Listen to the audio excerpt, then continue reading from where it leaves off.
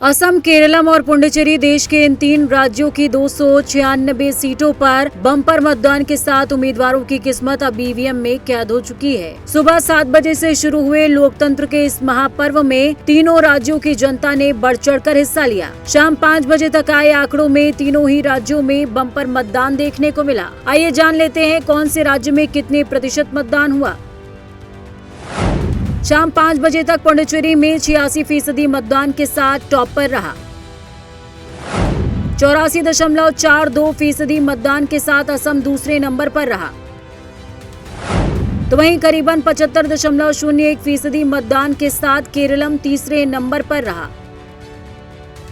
तीनों राज्यों में करीबन 10 लाख से ज्यादा वोटर्स ने पहली बार मतदान किया है। मतदाताओं ने किस पार्टी पर अपना विश्वास जाहिर किया, ये तो ईवीएम में कैद हो चुका है। लेकिन आइए एक एक कर जान लेते हैं कि तीनों राज्यों का सियासी गुणागणित क्या कहता है।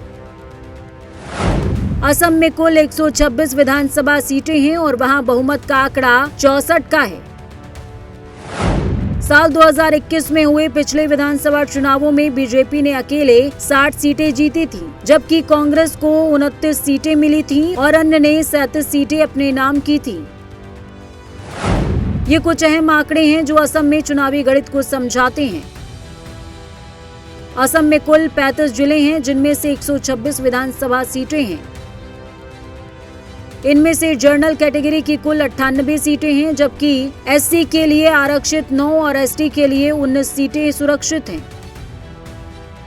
असम में कुल 2.5 करोड़ वोटर हैं, जिनमें महिलाओं और पुरुषों की संख्या बराबर है।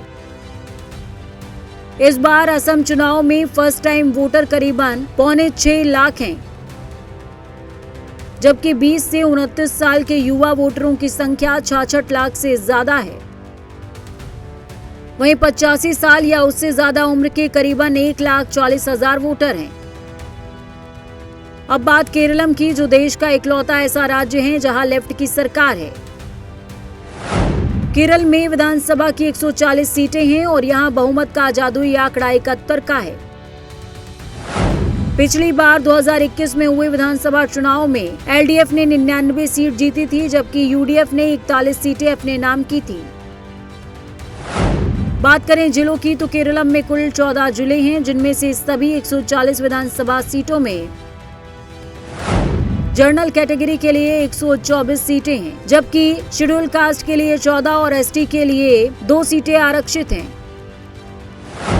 केरलम में कुल 2 करोड़ 70 लाख वोटर हैं, जिनमें 1 करोड़ 38 लाख महिला वोटर और 1 करोड़ 31 लाख पुरुष वोटर हैं। केरलम में इस बार विधानसभा चुनावों में फर्स्ट टाइम वोटर करीबन 4.5 लाख हैं,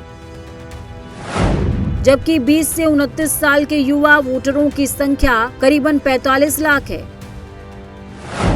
तो वहीं 85 साल या उससे अधिक उम्र के वोटरों की संख्या केरलम में 2,40,000 के करीब है।